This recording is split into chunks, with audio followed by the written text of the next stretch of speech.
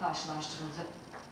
Li Türkiye jaliye serdozgeriya Enqerê ve kanala nûçeyan ya bi navê İmece TV bi tewambariya propagandaya rêxistineke terorê hat rawestandin. Ji ber vê tewambariyê 26 meha Sibatê saet di 15:20 da weşanên vê kanalê hat rawestandin.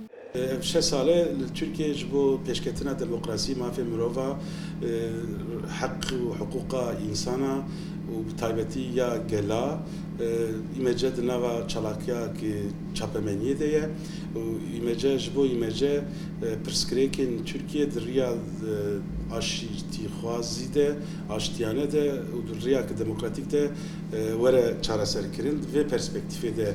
bername û polîtika xwe ya weşanê amade kiriye û taybetî li Türkiye tiştî herî giring nûçeyên rastî gihandina rastiyê ya ji bo gel di Türkiye'de çapemeniya Türkiye'de gelekî bir probleme ji ber ku çapemeniya Türkiye weke çapemeniya devletê ye çapemeniyeke rasîst e çapemeniyeke nasyonalîst e çapemeniyeke militarîst e çapemeniyeke seksîst e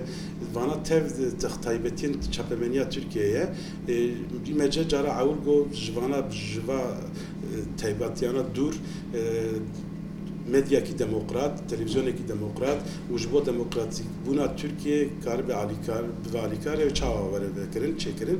bi vê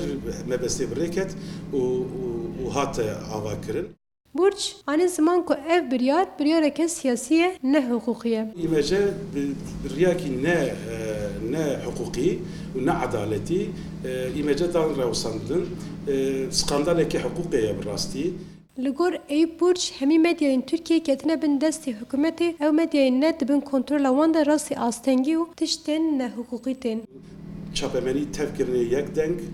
tev televizyon yek televizyon, tev rojname yek rojname ê ku dijberî wan ya jî rexnel wan dikin tev ya di hefsadanê ya jî ji karê wan tê avêtin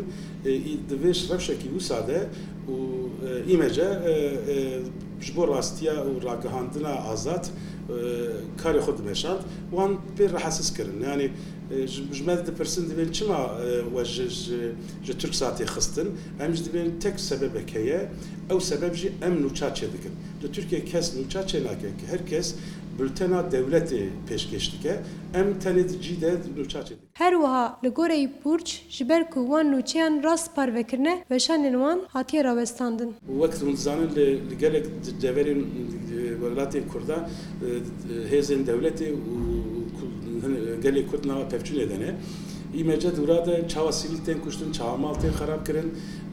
vana tev kirin nûçe di var rojên dawî de jî zaten gelekî balkişanî bi ser xwe êdî neketir riya wan ne li gorî wan peyvî ne ew wan derew dinivîsandin wan derew dikirin nûçe me rastî dikirin nûçe ê werxuya bû ku ew pê eşyan û medan sekinandin wek bi got ev